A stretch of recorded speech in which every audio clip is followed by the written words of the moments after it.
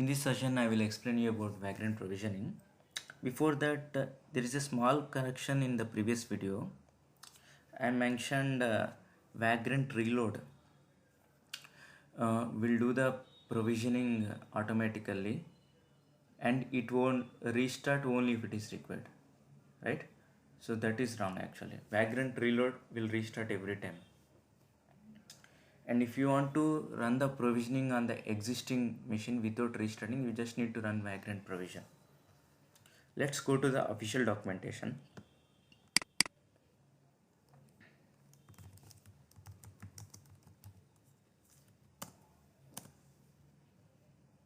Yeah, go to this Vagrant Up site. Don't go to any third-party sites. This will update periodically, that's why. If you see Vagrant Up will run the machine. If it is already up, it won't start it. If it is powered off or if it is not created, it will create and provide it on. Vagrant provision will do the provisioning part. Vagrant reload will just restart the machine, and as provisioning will be done only once, we need to keep -- provision if the machine is already created. If it to run the provision part also, not means the provision part will be skipped. So provisioning means executing the third-party commands or any boot commands initial, which we need to do for initial configuration. Provisioning will be of three types. One is inline. If you see here in a Vagrant file, I kept config.vm.provision. In this one, I am telling it's a shell. It should use the internal shell, so that whatever the commands I write in this inline, that will run. As inline, with inline we are writing all the commands in the Vagrant file itself. So as it is a single argument, I kept multiple commands by separating them with semicolon. So apt update will run first, later it will run apt nano. Let me write echo statements also.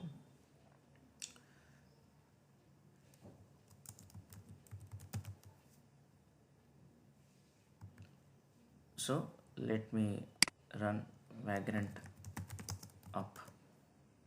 As the machine is not there, it will create now and set a RAM of 1 GB.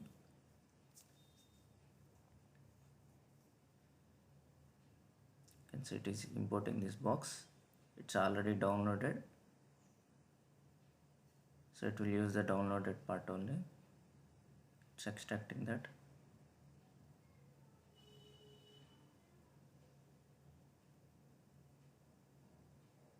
If any forwarded ports, it's clearing them.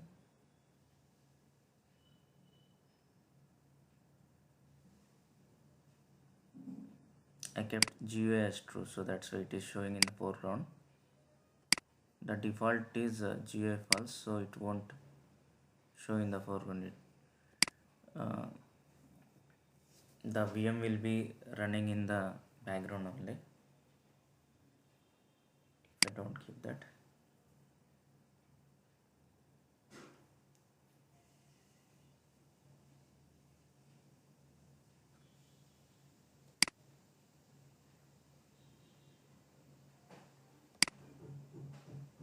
You see apt-get update is running.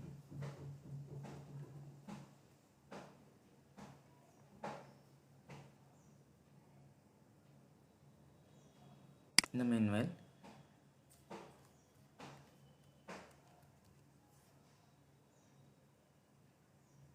you can see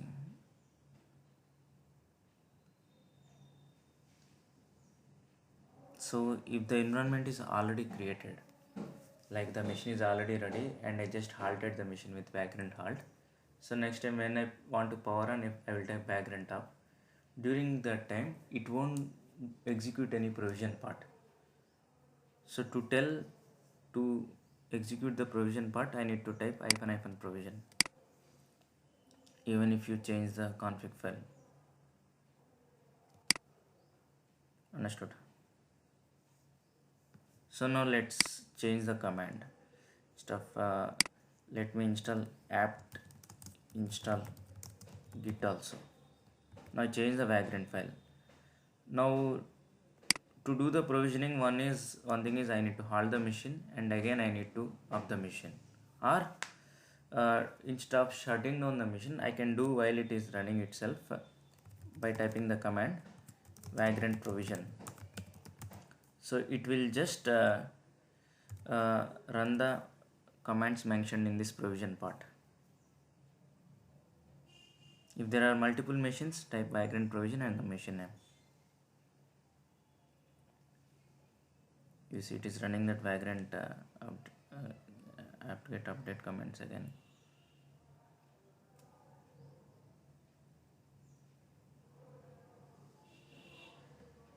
Oh, you see I got the prompt yes or no, and as I need to provide that yes or no interactively, the vagrant execution failed here. So to skip that, I can type -y. I didn't get this error for Nano because it's already installed as part of the system.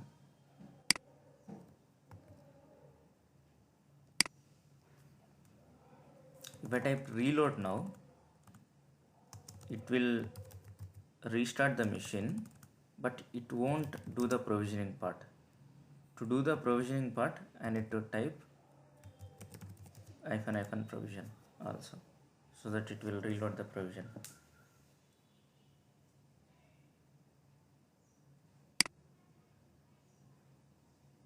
For post provisioning. And let's say you want to spin up a machine, but you want to skip the provisioning part even during the initial time also, first time also. At that time you can type this - no provision.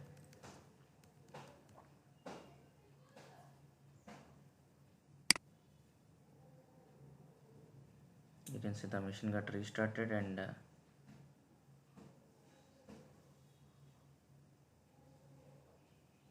once the boot is complete, it will do the provisioning part. You see update is running now.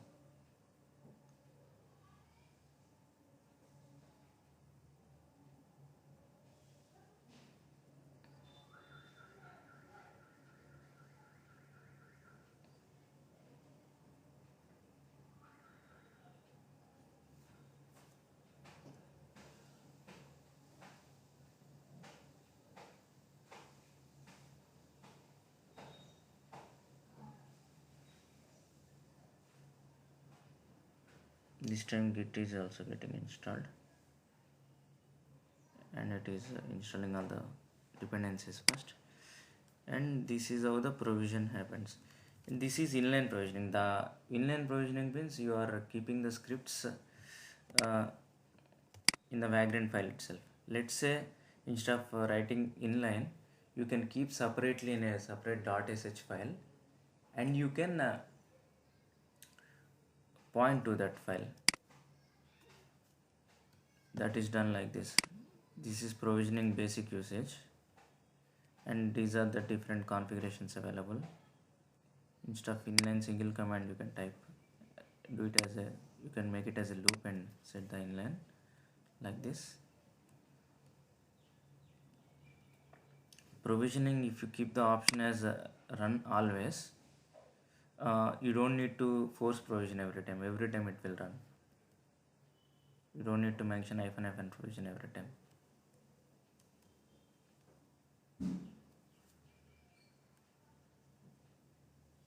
This is the default action, like it will run only for the first time. This one will do every time. So the running options are 3. One is no provision, another one is always. You can set multiple provisioners also, like this config will be done for per vagrant file. This part is for different machines.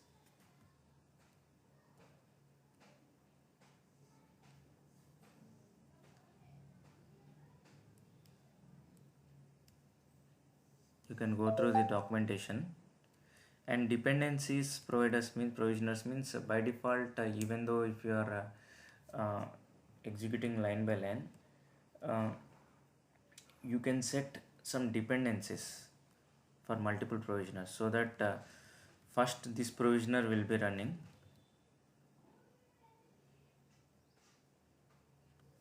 Here what happens is, uh, if A is set as dependent to B, first that A will be running, after that B will be running. So you are changing the order here. Like when you said before B here, so uh, after C, instead of running B, A will be getting executed, after that B will get executed. Understood? You can test this one. You can go to this URL directly. This is inline provisioning. I will show you as an example of external provision now. That one is basically the file. Here, this basic usage. In the shell provision only, instead of inline, I'll keep path, where the executable, the shell script will be running. As a sample, I'll show you one.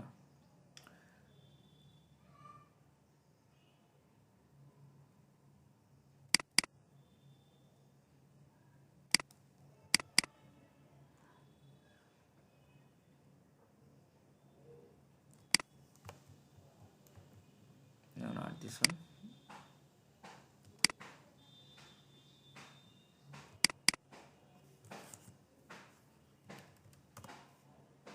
Vagrant provisioning. We have 5 different files. If you go to the Vagrant file, you see here, instead of providing inline, I am providing the path. So I have 3 different provisions here. This one will run for all the machines in the Vagrant file, and this one will run only for this KMaster. This is a demo environment for Kubernetes using Vagrant. And immediately after that, inside this KMaster, this provision will run. This shell script will run, which I kept separately in the same folder. And if you observe, in this one, for worker nodes, I kept a loop here. So based on the node count variable, number of machines will spin up. As I kept 2 here, 2 machines will be spinned up by using this loop. So so all kinds of syntax specified in the Ruby will be applicable here also, because it is a Vagrant file use the Ruby syntax. So with shell provisioning, it will execute this sh file. Sh files are like bat files in Windows. It will execute this set of commands. And in the provisioners also, there are different types. Shell provisioning for executing the shell commands. These are 2 types. One is inline and another one is path. And it have different options like arguments and all. And even you can keep PowerShell also. If Linux PowerShell or any on Linux, or if it is a Windows box, there is Windows. And also there is file provisioning. File provisioning means you will just for copying the files. You just need to mention source and destination. Source is with respect to the project folder, and destination is on the machine which we are creating. Shell provisioning means shell commands, and Ansible provisioning is to run the Ansible commands. You can type C if the Ansible client Ansible is configured on the machines, or if Ansible application is already installed on that machine, so you can run this playbooks directly of Ansible. Similarly, you can configure Chef also, And there is one Docker provisioner where you can create Docker containers or build Docker images. Podman is like Docker, it's a different container system. Similarly, you can apply Puppet also. The Puppet agent is already configured. This is the documentation for provisioning. You can go through more of it.